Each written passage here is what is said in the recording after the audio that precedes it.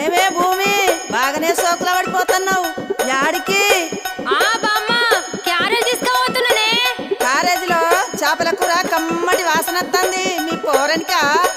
ఏ నువ్వు ఊకో బామ్మ, పోరడంట పోరడు. మా అన్నకు తీసుకుపోతున్నా. అదేందే మీ అన్నకు మీ వదిన తీసుకుపోతుంది కదా? గదొక్కటే తక్కువైందిగా.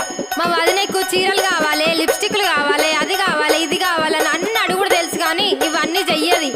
అవునా? ఏం పనులు చేయదా మీ వదినే?